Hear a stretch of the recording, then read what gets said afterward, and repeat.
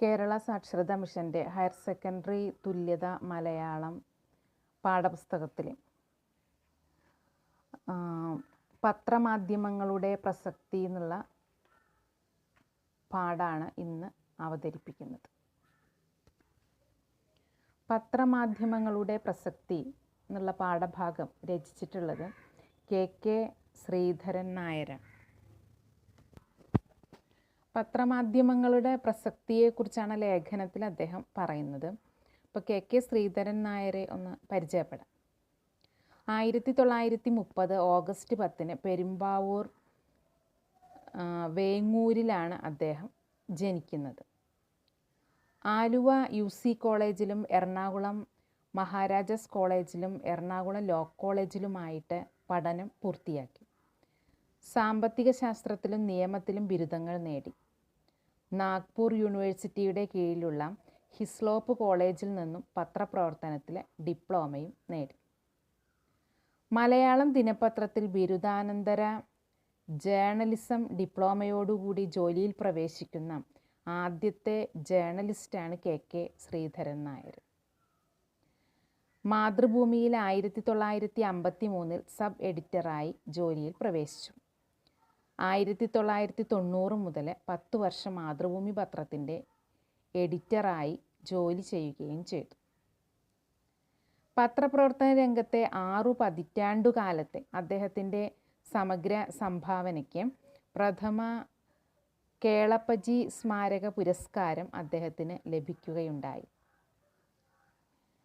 അപ്പം അങ്ങനെ അദ്ദേഹം തൻ്റെ പത്രപ്രവർത്തന ജീവിതത്തിൽ നിന്നും ആർജിച്ചെടുത്തിട്ടുള്ള അറിവുകൾ മറ്റുള്ളവരുമായിട്ട് പങ്കുവെക്കുകയാണ് ഈ ലേഖനത്തിൽ ചെയ്യുന്നത്. അപ്പോൾ പത്രമാധ്യമങ്ങളുടെ പ്രസക്തി ഒരു കാലത്തും കുറയുന്നില്ല. എത്രയൊക്കെ ദൃശ്യമാധ്യമങ്ങളും മറ്റ് നവമാധ്യമങ്ങളും ഒക്കെ കടന്നു കയറുമ്പോഴും പത്രമാധ്യമങ്ങൾക്ക് അതിൻ്റെ പ്രസക്തിക്ക് യാതൊരു കുറവും വരുന്നില്ല എന്നും അതോടൊപ്പം തന്നെ എന്താണ് പത്രധർമ്മം എന്നുള്ളൊരു ഓർമ്മപ്പെടുത്തൽ അദ്ദേഹം ഈ ലേഖനത്തിൽ നടത്തുക. പത്രമാധ്യമങ്ങളുടെ പ്രസക്തി. അറിവ് ശക്തിയാണ്. ഏറ്റവും പുതിയ അറിവുകൾ ബഹുജനങ്ങളിൽ എത്തിക്കാനുള്ള മാധ്യമങ്ങളിൽ ഒന്നാണല്ലോ വർത്തമാന പത്രങ്ങൾ. ഇലക്ട്രോണിക് മാധ്യമങ്ങളുടെ കടന്നുകയറ്റത്തോടെ അച്ചടി മാധ്യമങ്ങളുടെ സ്ഥാനം നഷ്ടപ്പെടുമെന്ന ധാരണ അപ്രസക്തമായി കഴിഞ്ഞു. പ്രത്യേക വൈജ്ഞാനിക ശാഖകളിൽ പ്രത്യേക താൽപ്പര്യമുള്ളവർക്കു വേണ്ടി പ്രസിദ്ധപ്പെടുത്തുന്നതാണ് വാരികകളും മറ്റ് ആനുകാലികങ്ങളും. മനുഷ്യജീവിതത്തിൻ്റെ സർവസ്പർശിയായ അവിഭാജ്യ ഘടകങ്ങളായിരിക്കുന്നു ഇവയെല്ലാം. അപ്പം അറിവ് എന്ന് പറയുന്നത് തന്നെയാണ് ശക്തി. മറ്റെന്തിനേക്കാളും അറിവ് ശക്തിയാണ്. അപ്പോൾ ഏറ്റവും പുതിയ അറിവുകൾ ജനങ്ങളിൽ എത്തിക്കുക എന്നുള്ളതാണ് പത്രമാധ്യമങ്ങളുടെ ധർമ്മം. അപ്പോൾ ഇലക്ട്രോണിക് മാധ്യമങ്ങളുടെ കടന്നുകയറ്റത്തോടുകൂടി അച്ചടിയുടെ സ്ഥാനം നഷ്ടപ്പെടുന്ന ഒരു ധാരണ പൊതുവെ ഉണ്ടായിരുന്നു. പക്ഷെ അതൊക്കെ തന്നെ അസ്ഥാനത്താക്കിക്കൊണ്ട് പത്രമാധ്യമങ്ങൾ ഇന്നും മുന്നേറിക്കൊണ്ടിരിക്കുകയാണ് എന്ന് കെ ശ്രീധരൻ നായർ പറയുന്നു. അപ്പോൾ പ്രത്യേക വൈജ്ഞാനിക ശാഖകളിൽ പ്രത്യേക താല്പര്യമുള്ളവർക്ക് വേണ്ടിയിട്ട് പ്രസിദ്ധപ്പെടുത്തുന്ന വാരികകളും മറ്റ് ആനുകാലികങ്ങളും മനുഷ്യജീവിതത്തിൻ്റെ സർവസ്പർശിയായ അവിഭാജ്യ ഘടകങ്ങളായിട്ട്, അവിഭാജ്യ ഘടകം എന്ന് പറഞ്ഞാൽ വിഭജിക്കാൻ കഴിയാത്ത, ഒഴിവാക്കാൻ പറ്റാത്ത ഘടകമായിട്ട് മാറിയിട്ടുണ്ട്. അതേപോലെ തന്നെ വർത്തമാന പത്രങ്ങളില്ലാത്ത ഒരു ലോകത്തെക്കുറിച്ച് നമുക്ക് ചിന്തിക്കാനും കൂടി കഴിയില്ല എന്നാണ് പറയുന്നത്. അതായത് നിത്യജീവിതത്തിൽ ഇവ തികച്ചും അനിവാര്യമായിട്ടുള്ള ഒരു ഘടകമായിട്ട് മാറിയിരിക്കുന്നു. അപ്പം അറിവ് ജനങ്ങളിലേക്ക് എത്തിക്കുക, അതിൻ്റെ പ്രധാന വക്താവായിട്ടാണ് പത്രമാധ്യമങ്ങൾ നിൽക്കുന്നത് എന്ന് അദ്ദേഹം പറയുന്നുണ്ട്. ഇനി അതിന് അദ്ദേഹം കുറച്ച് ഉദാഹരണങ്ങൾ നമ്മളുടെ മുമ്പിൽ അങ്ങനെ നിരത്തുകയാണ്. അപ്പോൾ ജനാധിപത്യത്തിൻ്റെ 4 നെടുന്തൂണുകളിൽ 3 എണ്ണം പാർലമെൻറ്റ്, എക്സിക്യൂട്ടീവ്, ജുഡീഷ്യറി എന്നിവയാണ്. അപ്പോൾ അതിൽ 4ാമത്തേതാണെങ്കിൽ പത്രങ്ങളാണ്. ജനാധിപത്യത്തിൻ്റെ നെടുന്തൂണെന്ന് പറയുമ്പോൾ ജനാധിപത്യം കൃത്യമായിട്ട് നിലനിർത്താനുള്ള 4 ഘടകങ്ങൾ. അതിലത്തെ 1ാമത്തെ ഘടകമാണ് പാർലമെൻറ്റ്, 2 എക്സിക്യൂട്ടീവ്, 3 ജുഡീഷ്യറി. അപ്പോൾ ഇവ 3 കഴിഞ്ഞാൽ നാലാമത്തേത് എന്ന് പറയുന്നത് പത്രമാധ്യമങ്ങളാണ്. അപ്പോൾ ഈ നാലും ഉണ്ടെങ്കിൽ മാത്രമേ ജനാധിപത്യം നല്ല രീതിയിൽ മുന്നോട്ട് പോവുള്ളൂ എന്ന് പറയും.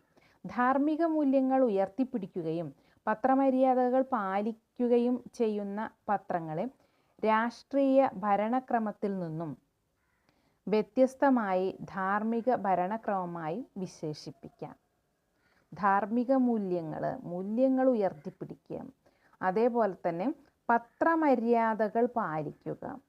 പത്രമര്യാദകൾ, ഒരു പത്രത്തിൻ്റെ ആവശ്യകത എന്താണ് അതുകൊണ്ട് ഉദ്ദേശിക്കുന്നത്, അപ്പോൾ ആ ധാരണ കൃത്യമായി ഉൾക്കൊണ്ടുകൊണ്ട് പ്രവർത്തിക്കുന്ന പത്ര മാധ്യമങ്ങൾ. അപ്പോൾ അവയുടെ ധാർമ്മിക മൂല്യങ്ങൾ അവ ഉയർത്തിപ്പിടിക്കുന്നു. അങ്ങനെ ധാർമ്മിക മൂല്യങ്ങൾ ഉയർത്തിപ്പിടിക്കുകയും പത്രമര്യാദകൾ പാലിക്കുകയും ചെയ്യുന്ന പത്രങ്ങളെ രാഷ്ട്രീയ ഭരണക്രമത്തിൽ നിന്ന് വ്യത്യസ്തമായിട്ട്, രാഷ്ട്രീയത്തിൻ്റെ അതിപ്രസരത്തിൽ നിന്ന് മാറ്റിയിട്ട് ധാർമ്മിക ഭരണക്രമമായി വിശേഷിപ്പിക്കാം. ധർമ്മങ്ങൾക്ക് പ്രാധാന്യം കൊടുക്കുന്ന ഘടകങ്ങളായിട്ട് വിശേഷിപ്പിക്കാനായിട്ട് കഴിയും. ശക്തവും സ്വതന്ത്രവുമായ ഒരു പത്രലോകമുണ്ടെങ്കിൽ മാത്രമേ നീതി നിലനിർത്താനും സത്യം പരിരക്ഷിക്കാനും അച്ചടക്കം പരിപോഷിപ്പിക്കാനും സ്വഭാവ മഹിമ വളർത്തിയെടുക്കാനും കഴിയും. അപ്പോൾ വെറുതെ പത്രങ്ങൾ ഉണ്ടായിട്ട് കാര്യമില്ല. പിന്നെ എന്തു വേണം? സ്വതന്ത്രമായ പത്രലോകം. പത്രത്തിന് എന്തും സത്യസന്ധമായിട്ട് വിളിച്ചു പറയാൻ കഴിയുന്ന ഒരവസ്ഥ, അതുണ്ടെങ്കിൽ മാത്രമേ നീതി നിലനിർത്താനായിട്ട് പറ്റുള്ളൂ. അതേപോലെ സത്യം പരിരക്ഷിക്കാം, അതേപോലെ അച്ചടക്കത്തെ പരിപോഷിപ്പിക്കാം, സ്വഭാവ മഹിമ വളർത്തുക. അപ്പോൾ ഇതിനൊക്കെ പത്രങ്ങൾ എങ്ങനെയുള്ള പത്രങ്ങൾ? സത്യസന്ധമായി പ്രവർത്തിക്കുന്ന, നീതിബോധത്തോടു കൂടി പ്രവർത്തിക്കുന്ന പത്രങ്ങൾ ആവശ്യമാണ് എന്ന് കെ ശ്രീധരൻ നായർ പറയും. 3 കോടിയോളം മാത്രം ജനസംഖ്യയുള്ള കൊച്ചു കേരളത്തിലെ പ്രഭാത ദൃശ്യങ്ങളിലേക്ക് ഒന്ന് കണ്ണോടിക്കുക. അദ്ദേഹം പറയുകയാണ്. അപ്പം പത്രമാധ്യമങ്ങളുടെ പ്രസക്തി കുറയുന്നില്ല എന്ന് പറഞ്ഞിട്ട് അതിനുള്ള തെളിവുകൾ നമ്മളുടെ മുമ്പിൽ നിരത്തുകയാണ്. അപ്പോൾ അതിനുള്ള തെളിവായിട്ടാണ് കേരളത്തിലെ പ്രഭാത ദൃശ്യങ്ങളിലേക്ക് കണ്ണോടിക്കാനായിട്ട് പറഞ്ഞത്. അപ്പോൾ 25 ലക്ഷത്തോളം പത്രങ്ങൾ നിത്യവും വിറ്റഴിക്കപ്പെടുന്നു എന്നറിയുമ്പോൾ സ്റ്റേറ്റിൻ്റെ മാധ്യമ സംസ്കാരത്തിൻ്റെ വ്യാപ്തിയും ആഴവും ഏതാണ്ട് മനസ്സിലാക്കാനായിട്ട് കഴിയും. അപ്പോൾ ഒരു ദിവസം 3 കോടിയോളം മാത്രം ജനസംഖ്യയുള്ള കേരളത്തിൽ 25 ലക്ഷത്തോളം പത്രങ്ങളാണ് വിറ്റഴിയുന്നത്. അപ്പോൾ നഗരങ്ങളിലും ചെറുപട്ടണങ്ങളിലും ഗ്രാമങ്ങളിലും സമ്പന്നൻ്റെയും ഇടത്തരക്കാരൻ്റെയും തൊഴിലാളിയുടെയും കർഷകൻ്റെയും വീട്ടിലും നാടൻ ചായക്കടയിലുമെല്ലാം ഒരുപോലെ ഒരു പ്രഭാത പത്രം വന്നു വീഴുന്നു. കാലത്ത് 6 മണിക്കും 8 മണിക്കും ഇടയിൽ 2 മണിക്കൂറിൽ കേരളത്തിൻ്റെ മുഴുവൻ കണ്ണുകളും പരതുന്നത് ആ പത്രത്തിലെ വാർത്തകളിൽ തന്നെ. ഇപ്പോൾ കേരളത്തിലെ ഇത്രയും പത്രങ്ങൾ വിറ്റഴിക്കപ്പെടുന്നുണ്ട്. അപ്പോൾ അതോടൊപ്പം തന്നെ രാവിലെ 6 മണിക്കും 8 മണിക്കും ഇടയിലുള്ള 2 മണിക്കൂർ സമയം കേരളത്തിലെ മിക്ക ആളുകളും ഈ പത്രങ്ങളിലെ വാർത്തകളിലാണ് വാർത്തകളിൽ കൂടെയാണ് പോകുന്നത് എന്ന് പറയും. പത്രവായനയാണ് മലയാളിയുടെ ഒരു പ്രധാനപ്പെട്ട സാംസ്കാരിക മുദ്ര അഥവാ ഭക്ഷണം.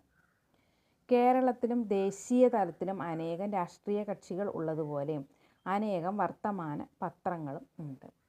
ഇപ്പോൾ മലയാളിയുടെ ഒരു പ്രധാന സാംസ്കാരിക മുദ്രയായിട്ട് കണക്കാക്കപ്പെടുന്നത് തന്നെ ഈ പത്രങ്ങളെ. അപ്പം അതേപോലെ തന്നെ ഇഷ്ടംപോലെ രാഷ്ട്രീയ പാർട്ടികളുള്ള പോലെ പത്രങ്ങളുടെ എണ്ണം ഇഷ്ടംപോലെ ഉണ്ട്. രാഷ്ട്രീയ പാർട്ടികളുടെ ഉടമസ്ഥതയിലുള്ള പത്രങ്ങളുണ്ട്. ചിലത് രാഷ്ട്രീയ ചുവയുള്ളവയാണ്. കുടുംബ പത്രങ്ങളും വൻ വ്യവസായങ്ങളുമായി ബന്ധപ്പെട്ട പത്രങ്ങളുമുണ്ട്. കൂട്ടത്തിൽ കക്ഷിരഹിതമായ സ്വതന്ത്ര പത്രങ്ങളും കാണാം.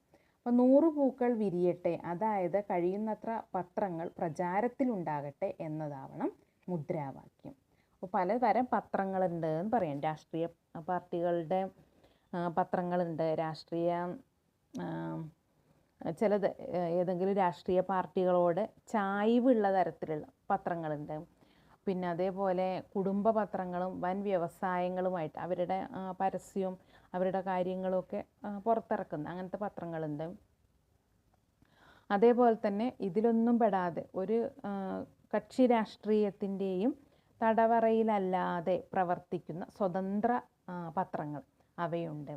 അപ്പോൾ മുദ്രാവാക്യം 100 പൂക്കൾ വിരിയട്ടെ, അതായത് കഴിയുന്നത്ര പത്രങ്ങൾ പ്രചാരത്തിലുണ്ടാവട്ടെ, അതാവണം മുദ്രാവാക്യം എന്ന് പറയും.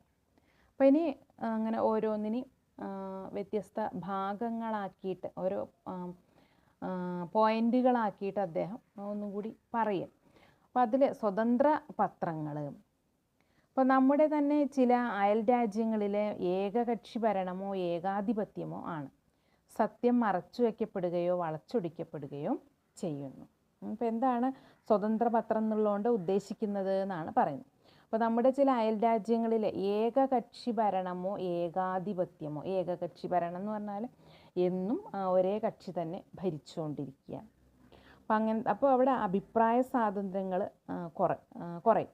അപ്പം അങ്ങനെ ഏകകക്ഷി ഭരണോ അല്ലെങ്കിൽ ഏകാധിപത്യം എന്ന് പറഞ്ഞാൽ പിന്നെ വേറെ ആർക്കും അഭിപ്രായ സ്വാതന്ത്ര്യം തന്നെ ഇല്ല. അപ്പം അങ്ങനത്തെ ഭരണ സംവിധാനമോ ഉണ്ട്. അപ്പോൾ അവിടുത്തെ പ്രത്യേകത എന്ന് പറയുന്നത് സത്യം മറച്ചു വയ്ക്കപ്പെടുകയോ വളച്ചൊടിക്കപ്പെടുകയോ ചെയ്യും. ജനങ്ങൾക്ക് അത് അറിയാനുള്ള സ്വാതന്ത്ര്യം അവിടെ കുറവാണ്. അപ്പോൾ ജനാധിപത്യ വ്യവസ്ഥിതിയിലെ സത്യമറിയാൻ സ്വതന്ത്ര പത്രങ്ങൾ എത്രമാത്രം അനിവാര്യമാണെന്ന് ഇതിൽ നിന്ന് വ്യക്തമാണല്ലോ.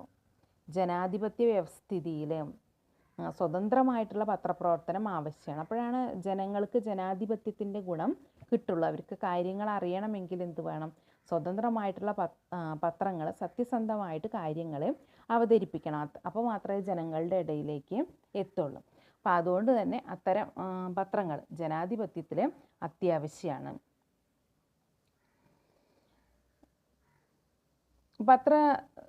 പത്രങ്ങളെക്കുറിച്ച് അല്ലെങ്കിൽ പത്രസ്വാതന്ത്ര്യത്തെക്കുറിച്ച് പണ്ഡിറ്റ് നെഹ്റു പറഞ്ഞ വാക്കുകൾ നോക്കുക.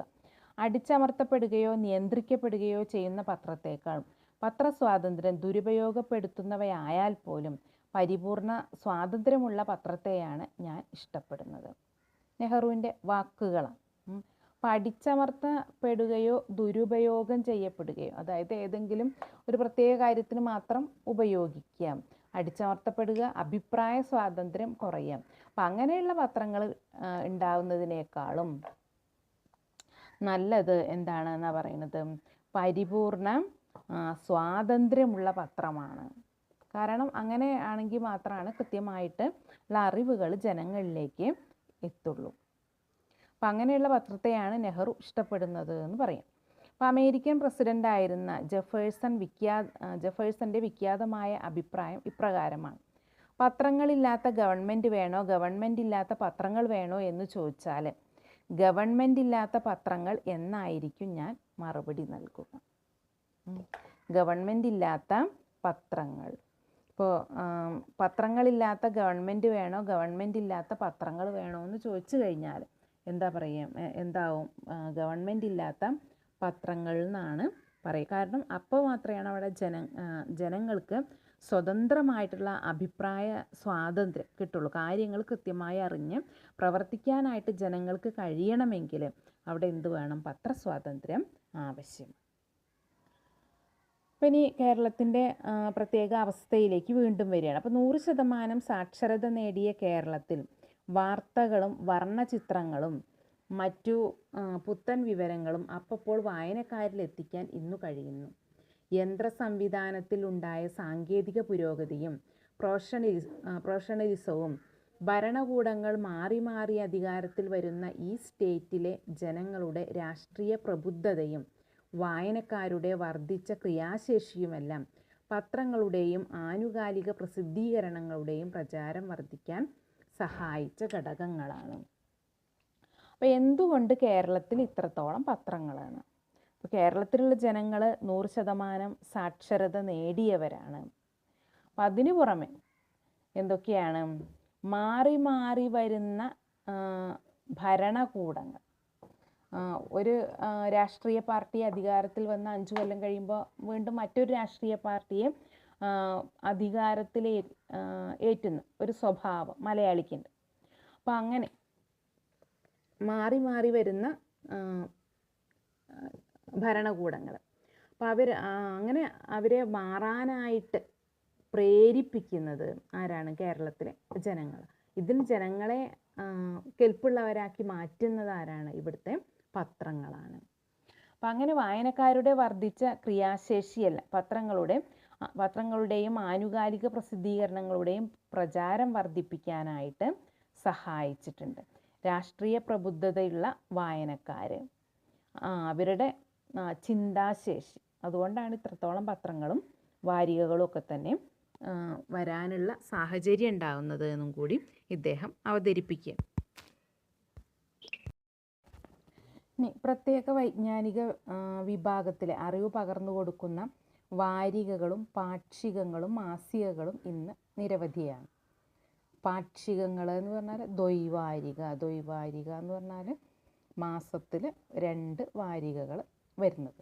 മാസിക എന്ന് പറഞ്ഞാൽ മാസത്തിൽ 1, വാരിക എന്ന് പറഞ്ഞാൽ ആഴ്ചയിൽ 1. അപ്പോൾ പ്രത്യേക വൈജ്ഞാനിക വിഭാഗത്തിൽ അറിവ് പകർന്നു കൊടുക്കുന്ന വൈജ്ഞാനിക വിഭാഗം എന്ന് പറഞ്ഞാൽ വിജ്ഞാന ശാഖകൾ, ഇപ്പോൾ ശാസ്ത്രം, സോഷ്യൽ സയൻസ്, അങ്ങനെയുള്ള വിജ്ഞാന ശാഖകൾ. അപ്പോൾ അങ്ങനെയുള്ള വിജ്ഞാന ശാഖകളിൽ അറിവ് പകർന്നു കൊടുക്കുന്ന വാരികകളും പാക്ഷികങ്ങളും മാസികകളും ഒക്കെ ഇന്ന് ഇഷ്ടം പോലെ ഉണ്ട്. അപ്പോൾ അറിവ് സമൂഹത്തിൽ ബലവും ആയുധവും ഉപകരണവുമായി പ്രയോജനപ്പെടുന്നു. അപ്പോൾ ഏതൊരു വ്യക്തിക്കും മറ്റുള്ളവരുടെ മേലെ ബുദ്ധിപരമായ മേധാവിത്വം ചെലുത്താനും ഇത് സഹായിക്കുന്നു. അപ്പോൾ അറിവ് എന്ന് പറയുന്നത് വെറുതെ ഇങ്ങനെ കുറേ പുസ്തകം വായിച്ച് നമ്മൾ അറിവുകൾ നേടി അതുകൊണ്ട് ഇങ്ങനെ ഇരിക്കുക എന്നുള്ള ഇതല്ല. നമുക്ക് സർട്ടിഫിക്കറ്റ് ഉണ്ട് എന്ന് പറയുക എന്നുള്ളതിൻ്റെ അപ്പുറത്തേക്ക് അതെന്തൊക്കെയാണെന്ന് പറഞ്ഞത്? ബുദ്ധിപരമായ മേധാവിത്വം ചെലുത്താൻ സഹായിക്കുന്നു. മറ്റുള്ളവരുടെ മേലെ ബുദ്ധിപരമായിട്ടുള്ള മേധാവിത്വം ചെലുത്തുക, മറ്റുള്ളവരുടെ മേലെ നമുക്കൊരു ആധിപത്യം സ്ഥാപിക്കാനുള്ള ഉപകരണമായിട്ട് മാറുന്നു. പണം പോലെ തന്നെ അറിവും മറ്റുള്ളവരുടെ മേലെ ആധിപത്യം സ്ഥാപിക്കാനുള്ള ഒരു ഉപകരണമായി മാറുന്നു എന്ന് പറയും. ഇപ്പോൾ വ്യക്തികളും സ്ഥാപനങ്ങളും ഭരണകൂടങ്ങളും അറിവിനെ മേധാവിത്വം നേടാനുള്ള ഉപകരണമാക്കുന്നുണ്ട്. വ്യക്തികൾ, സ്ഥാപനങ്ങൾ, ഭരണകൂടങ്ങൾ ഇതൊക്കെ അറിവിനെ മറ്റുള്ളവരുടെ മേലെ അധികാരം സ്ഥാപിക്കാനുള്ള മാർഗമായിട്ട് ഉപയോഗിക്കാറുണ്ട്. അപ്പോൾ അറിവ് പ്രവർത്തനധനമാക്കിയ അച്ചടി മാധ്യമങ്ങൾ ജനമധ്യത്തിൽ വളരെ ഉയർന്ന സ്ഥാനം നേടുന്നതിൻ്റെ പശ്ചാത്തലം ഇതത്ര. അപ്പോൾ എന്തുകൊണ്ട് അച്ചടി മാധ്യമങ്ങൾക്ക് ജനമധ്യത്തിൽ ഉയർന്ന സ്ഥാനം ലഭിക്കുന്നു? എന്തുകൊണ്ടാണ്? അറിവാണ് തങ്ങളുടെ പ്രവർത്തനധനം. അപ്പോൾ അറിവ് പ്രവർത്തനധനമാക്കിയതുകൊണ്ടാണ് സമൂഹത്തിൽ ഇങ്ങനെ ഉയർന്ന സ്ഥാനം ഇവയ്ക്ക് കിട്ടുന്നത് എന്ന് പറയും. അപ്പോൾ മറ്റൊരു കാര്യം കൂടി പരിഗണിക്കേണ്ടതുണ്ട്. സമൂഹത്തിൽ ഒരു വ്യക്തിയുടെ മേധാവിത്വം അംഗീകരിക്കാൻ മറ്റു വ്യക്തികൾക്ക് പല കാരണങ്ങളാൽ വിഷമമുണ്ടാകും. എന്നാൽ ഗ്രന്ഥങ്ങളുടെയും അച്ചടി മാധ്യമങ്ങളുടെയും മേധാവിത്വം അഥവാ നായകത്വം സ്വീകരിക്കാൻ ഒരു രാജ്യത്തും ഒരു ജനതയും വിമുഖത കാണിച്ചിട്ടില്ല. വ്യക്തികളുടെ മേധാവിത്വം, ഒരു വ്യക്തിയെ നമുക്ക് അംഗീകരിക്കാനായിട്ട് ബുദ്ധിമുട്ടുണ്ടാകും. നമ്മൾ പല ആളുകളിൽ നോക്കി ഇങ്ങനെ കുറ്റം പറഞ്ഞുകൊണ്ടിരിക്കുന്നവരാണല്ലോ. അപ്പോൾ അവർ എത്ര നല്ല ഉയർന്ന മേഖലയിൽ ഇരിക്കുന്ന ആളാണെങ്കിലും നമ്മൾക്ക് അവരുടെ ഏതെങ്കിലുമൊക്കെ പോരായ്മകൾ കണ്ടെത്താനുള്ള ഒരു പ്രവണത ഉണ്ട്. പക്ഷേ ഗ്രന്ഥങ്ങളുടെയും അതേപോലെ അച്ചടി മാധ്യമങ്ങളുടെയും കാര്യത്തിൽ ഇതല്ല അവസ്ഥ എന്ന് പറയാം. അപ്പോൾ അവയുടെ നായകത്വം സ്വീകരിക്കാൻ ആരും തന്നെ മടി കാണിക്കാറില്ല. അപ്പോൾ അതിന് ഉദാഹരണമായിട്ട് ഇതിഹാസങ്ങളും മതഗ്രന്ഥങ്ങളും ഒക്കെ അതിൽ ഉൾപ്പെടുന്നതാണ് എന്നും കൂടി നമ്മളോട് പറയുന്നുണ്ട്. അപ്പോൾ ഓരോ രാജ്യവും ഓരോ പ്രദേശവും ഓരോ കാലത്ത് തങ്ങളുടെ പ്രിയപ്പെട്ട ഗ്രന്ഥങ്ങളെ എന്ന പോലെ പ്രിയപ്പെട്ട പത്രത്തെയും താലോലിച്ച് വളർത്തിയിട്ടുണ്ടാകും. ഇതിന് രാഷ്ട്രീയവും സാമൂഹികവും സാമുദായികവും സാംസ്കാരികവുമായ കാരണങ്ങളും ഉണ്ടാവും. സാധാരണക്കാരൻ്റെ ജീവിതവുമായി നേരിട്ട് ബന്ധമുള്ള പത്രങ്ങൾക്ക് ഗ്രന്ഥങ്ങളെ അപേക്ഷിച്ച് സ്വീകാര്യത കൂടും. അതാണ് പുസ്തകങ്ങൾ ആയിരക്കണക്കിന് ചിലവാകുമ്പോൾ പത്രങ്ങൾ ലക്ഷക്കണക്കിന് ചിലവാകുന്നതിന് കാരണം. അപ്പോൾ ഓരോ രാജ്യത്തും ഓരോ പ്രദേശത്തും തങ്ങളുടെ പ്രിയപ്പെട്ട ഗ്രന്ഥങ്ങൾ, പുസ്തകങ്ങൾ പ്രിയപ്പെട്ടതായി മാറുന്നത് പോലെ തന്നെ പത്രങ്ങളും അങ്ങനെ പ്രിയപ്പെട്ടതായിട്ട് മാറാറുണ്ട്. രാഷ്ട്രീയവും സാമൂഹികവും സാംസ്കാരികവും സാമുദായികവും ഒക്കെ ആയിട്ടുള്ള കാരണങ്ങൾ ഇതിൻ്റെ പിന്നിൽ ഉണ്ടാവാം. അപ്പോൾ സാധാരണക്കാരൻ്റെ ജീവിതവുമായിട്ട് നേരിട്ട് ബന്ധമുള്ള പത്രങ്ങൾക്ക് ഗ്രന്ഥങ്ങളെ അപേക്ഷിച്ച് സ്വീകാര്യത കൂടും. പുസ്തകങ്ങളെക്കാൾ കൂടുതൽ പത്രങ്ങൾക്കാണ് സ്വീകാര്യത. പത്രങ്ങളെയാണ് ജനങ്ങൾ സ്വീകരിക്കുക എന്ന് പറയും. അപ്പോൾ അതുകൊണ്ടാണ് പുസ്തകങ്ങൾ ആയിരക്കണക്കിന് മാത്രം വിറ്റഴിക്കുമ്പോൾ പത്രങ്ങളാണെങ്കിൽ ലക്ഷക്കണക്കിന് ചിലവാകുന്നതിൻ്റെ കാരണം അതാണ് എന്ന് പറയും. ഇനി പൊതുജനത്തിനെ കാര്യങ്ങൾ അറിയണം. അഭിപ്രായ പ്രകടനത്തിനുള്ള അവസരവും ഉണ്ടാവണം. പത്രങ്ങൾ ഈ 2 സുപ്രധാന സംഗതികൾ നിർവഹിച്ചുകൊണ്ടാണ് സമൂഹത്തിൻ്റെ സമകാലിക ജീവിതത്തിൽ സ്ഥാനമുറപ്പിക്കുന്നത്, പ്രസക്തി നേടുന്നത്. അപ്പോൾ പൊതുജനങ്ങൾക്ക് കാര്യങ്ങൾ അറിയണം, അഭിപ്രായ പ്രകടനത്തിനുള്ള അവസരം ഉണ്ടാവണം, അറിയും വേണം, അവർക്ക് അവരുടെ അഭിപ്രായങ്ങളെ പ്രകടിപ്പിക്കുകയും വേണം. അപ്പോൾ ഇതിന് രണ്ടിനുള്ള അവസരങ്ങൾ ആര് കൊടുക്കുന്നുണ്ട്? പത്രങ്ങൾ കൊടുക്കുന്നുണ്ട്. അപ്പോൾ അതുകൊണ്ടാണ് പത്രങ്ങൾ ഇങ്ങനെ സമകാലിക ജീവിതത്തിൽ സ്ഥാനമുറപ്പിക്കുന്നത് എന്ന് പറയും. പത്രങ്ങൾ എല്ലായ്പ്പോഴും ഭരണകൂടത്തിൻ്റെയും സമൂഹത്തിൻ്റെയും അവകാശങ്ങളും അവകാശ ലംഘനങ്ങളും അധികാരങ്ങളും അധികാര ദുർവിനിയോഗങ്ങളും നിയമങ്ങളും നിയമലംഘനങ്ങളും തുലനം ചെയ്യും. എന്താണ് പത്രം ചെയ്തുകൊണ്ടിരിക്കുന്നത്? പത്രങ്ങൾ എല്ലായ്പ്പോഴും ഭരണകൂടത്തിൻ്റെയും സമൂഹത്തിൻ്റെയും അവകാശങ്ങൾ, അതേപോലെ അവകാശ ലംഘനങ്ങൾ, അതുപോലെ അധികാരങ്ങളും അധികാര ദുർവിനിയോഗവും, പിന്നെ നിയമങ്ങളും നിയമലംഘനങ്ങളും. അപ്പോൾ ഇതിനൊക്കെ ഇങ്ങനെ താരതമ്യപ്പെടുത്തുകയാണ് പത്രങ്ങൾ ചെയ്യുന്നത്. നശീകരണ പ്രവണതകൾക്കെതിരെ അവ മുന്നറിയിപ്പ് നൽകുന്നു. നശീകരണ പ്രവണതകൾ, നശിപ്പിക്കാനുള്ള പ്രവണത, അതേപോലെ ഇപ്പോൾ പ്രകൃതി സംരക്ഷണം അങ്ങനെയുള്ള കാര്യങ്ങളെക്കുറിച്ചൊക്കെ ജനങ്ങളെ ബോധവൽക്കരിക്കുന്നുണ്ടല്ലോ പത്രങ്ങൾ. അപ്പോൾ അങ്ങനെയുള്ള കാര്യങ്ങളെക്കുറിച്ചൊക്കെ, അതേപോലെ ഏതെങ്കിലും നിയമങ്ങൾ വരുമ്പോൾ നമ്മൾ പത്രത്തിൽ കാണലുണ്ട്, പിന്നെ ഇന്ന നിയമത്തിൻ്റെ പോരായ്മ എന്താണ് അതിൻ്റെ മേന്മ, എന്താണ് അതിൻ്റെ പോരായ്മ, എന്നിട്ട് ജനങ്ങൾക്ക് അതിനെക്കുറിച്ച് അഭിപ്രായ പ്രകടനത്തിനുള്ള അവസരങ്ങൾ പത്രങ്ങൾ കൊടുക്കാറുണ്ട്. അപ്പോൾ ഇത്തരത്തിൽ കാര്യങ്ങൾ കൃത്യമായിട്ട് ജനങ്ങളിലേക്ക് എത്തിച്ച് അവരിൽ നിന്നുള്ള അഭിപ്രായങ്ങൾ സ്വീകരിക്കാനായിട്ട് പത്രങ്ങൾ അവസരം ഒരുക്കുകയാണ് ചെയ്യുന്നത്. ചരിത്രം നൽകുന്ന ധാർമ്മിക പാഠങ്ങളും പത്രങ്ങൾ കൃത്യനിർവഹണത്തിലെ മാനദണ്ഡങ്ങളായിട്ട് സ്വീകരിക്കുന്നു. ഇതിൻ്റെ മുമ്പ് എന്താണ് ഉണ്ടായിരുന്നത്? നമ്മൾ ഈ പരിസ്ഥിതി പ്രശ്നങ്ങളൊക്കെ വരുമ്പോൾ ഗാഡ്ഗിൽ കമ്മിറ്റി അങ്ങനെ ഉള്ള കമ്മിറ്റികളൊക്കെ എടുത്ത് പറഞ്ഞാൽ നമ്മൾ പ്രളയമൊക്കെ വന്നപ്പോൾ ഉരുൾപൊട്ടലുകളൊക്കെ വന്നപ്പോൾ പറഞ്ഞിരുന്നു, അവരൊന്നും പറയുന്നത് കേൾക്കാത്തത് കൊണ്ടാണ് ഇങ്ങനെയൊക്കെ സംഭവിച്ചത്, അങ്ങനെ പറയാറുണ്ടല്ലോ.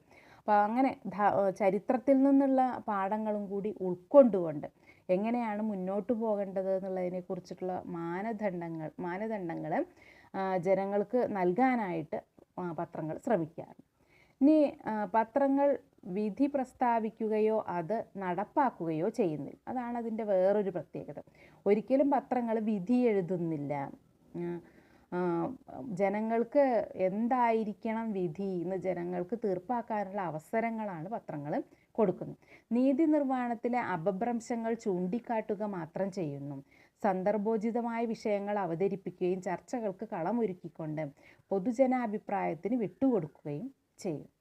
അപഭ്രംശങ്ങളെ, വീഴ്ചകൾ എന്തൊക്കെയാണ് നീതി നിർവ്വഹണത്തിലെ വീഴ്ചകൾ? ഇപ്പോൾ ഗോവിന്ദച്ചാമിയെ പോലുള്ളവരെയൊക്കെ പിന്നെ കൊലക്കാരിൽ നിന്ന് ഒഴിവാക്കുമ്പോൾ എന്താണ് അതിൻ്റെ പ്രശ്നങ്ങൾ എന്ന് ജനങ്ങളെ ബോധവൽക്കരിക്കാൻ പത്രങ്ങൾ ശ്രമിക്കാറുണ്ട്. അതേപോലെ സന്ദർഭോചിതമായിട്ടുള്ള വിഷയങ്ങൾ അവതരിപ്പിക്കുകയും ചർച്ചകൾക്ക് കളമൊരുക്കുകയും ചെയ്തുകൊണ്ട് പൊതുജനാഭിപ്രായത്തിന് വിട്ട് കൊടുക്കാനുള്ള ഒരു പ്രവണത അത് പത്രങ്ങളിലുണ്ട്. ജനാധിപത്യ മര്യാദകളും പത്രധർമ്മവും നിലനിർത്തിക്കൊണ്ട് വാർത്താവിനിമയ ചുമതല നിറവേറ്റുന്നു. ജനാധിപത്യ മര്യാദകൾ, ജനാധിപത്യത്തിൻ്റെ രീതികൾ അത് നിലനിർത്തിയും പത്രധർമ്മം ജനങ്ങളുടെ ഇടയിലേക്ക് സത്യസന്ധമായിട്ടുള്ള വാർത്തകൾ എത്തിക്കുക. അപ്പോൾ ഇത് രണ്ടും നിലനിർത്തിക്കൊണ്ട് വാർത്താവിനിമയ ചുമതല നിറവേറ്റുന്നു. രാഷ്ട്രങ്ങൾക്കും ഭരണകൂടങ്ങൾക്കും ഇല്ലാത്ത മാനസികമായ കാരുണ്യമയമായ ഒരു മനസ്സ് പത്രങ്ങൾക്കുണ്ട്. രാഷ്ട്രങ്ങൾക്കും ഭരണകൂടങ്ങൾക്കും ഇല്ലാത്ത കാരുണ്യം അത് പത്രത്തിനുണ്ട് എന്ന് പറയും. എവിടെയായാലും അതിർത്തികൾ ഭേദിച്ചുകൊണ്ട് ജനങ്ങളുടെ വികാരവും വേദനയും അറിയിക്കുവാനും കഷ്ടപ്പെടുന്നവരെ സഹായിക്കുവാനും പത്രങ്ങൾ മുന്നോട്ട് വരും. അങ്ങനെ നമ്മൾ കാണലുണ്ടല്ലോ. ഇപ്പോൾ ഇന്ത്യയുടെ മറ്റേതെങ്കിലും ഭാഗങ്ങളിലോ അല്ലെങ്കിൽ ലോകത്തിൻ്റെ തന്നെ ഏതെങ്കിലും ഭാഗങ്ങളിലോ ഒക്കെ എന്തെങ്കിലും ദുരന്തങ്ങളൊക്കെ സംഭവിക്കുമ്പോൾ ഇവിടുന്ന് പത്രങ്ങളിലൂടെ അവർക്ക് വേണ്ട സഹായങ്ങളൊക്കെ എത്തിക്കുന്ന രീതി അത് നമ്മൾ കാണാറുള്ളതാണ്. അപ്പം അങ്ങനെ ലോകത്തിൻ്റെ ഏത് ഭാഗത്ത് എന്ത് സംഭവിച്ചാലും അവിടെയൊക്കെ എത്തിപ്പെടാനും സഹായങ്ങൾ എത്തിക്കാനുള്ള പ്രവണത അതും പത്രങ്ങൾ കാണിക്കാറുണ്ട്. ചുരുക്കത്തിൽ ജനങ്ങളുടെ ചിന്തയെയും ശീലങ്ങളെയും പെരുമാറ്റത്തെയും സ്വാധീനിക്കുവാനും രൂപപ്പെടുത്തുവാനും അവയ്ക്ക് സാധിക്കുന്നു. ജനജീവിതത്തെ സർവസ്പർശിയായ വിധം സ്വാധീനിക്കുക എന്ന, സംസ്കാരത്തെ സംരക്ഷിക്കുക എന്ന, മാനുഷിക മൂല്യങ്ങൾ ഉയർത്തിക്കൊണ്ടുവരിക എന്ന ഉത്തരവാദിത്വം ലോകം വിരൽത്തുമ്പിലേക്ക് ചുരുങ്ങിയ ഈ കാലഘട്ടത്തിൽ പത്രങ്ങൾക്കും ആനുകാലിക പ്രസിദ്ധീകരണങ്ങൾക്കും മുമ്പത്തേക്കാളും വർദ്ധിച്ചിട്ടുണ്ട്. അപ്പോൾ ഇത്രയും നവമാധ്യമങ്ങളൊക്കെ വന്ന സമയത്ത് ലോകം വിരൽത്തുമ്പിലേക്ക് ചുരുങ്ങി എന്ന് പറഞ്ഞാൽ എന്താണ്? നമ്മൾ ഒന്ന് ക്ലിക്ക് ചെയ്ത് കഴിഞ്ഞാൽ ലോകത്തിൻ്റെ എവിടെയുള്ള എന്തെല്ലാം വാർത്തകൾ നമുക്ക്, എന്തെല്ലാം കാര്യങ്ങൾ നമുക്ക് കിട്ടുന്ന ഈ കാലഘട്ടം, നവമാധ്യമങ്ങളുടെ കുതിച്ചുകയറ്റം, അങ്ങനെയുള്ള ഈ കാലഘട്ടത്തിൽ പത്രമാധ്യമങ്ങളുടെ പ്രസക്തി കുറയുകയല്ല, മുമ്പത്തേക്കാളും കൂടുകയാണ് ചെയ്തിരിക്കുന്നത് എന്ന് അദ്ദേഹം കൂട്ടിച്ചേർക്കുക. അപ്പോൾ ഇത്രയാണ് ആ പാഠഭാഗത്തിൽ വരുന്നത്. പത്രങ്ങളുടെ പ്രസക്തി എന്ത്, അവയുടെ ഇന്നത്തെ അവസ്ഥ എന്ത്, നവമാധ്യമങ്ങളുടെ കടന്നുകയറ്റം പത്രമാധ്യമങ്ങളുടെ പ്രസക്തി ഇല്ലാതെയാക്കുന്ന ഒരു ഘട്ടത്തിൽ വന്നിട്ടുണ്ടായിരുന്നു. പക്ഷെ അതിനേക്കാൾ ഉപരിയായിട്ട് അതിൻ്റെ പ്രസക്തി കൂടുകയാണ് ചെയ്തിട്ടുള്ളത്, സ്ഥാപിക്കുകയാണ് അദ്ദേഹം ചെയ്തത്.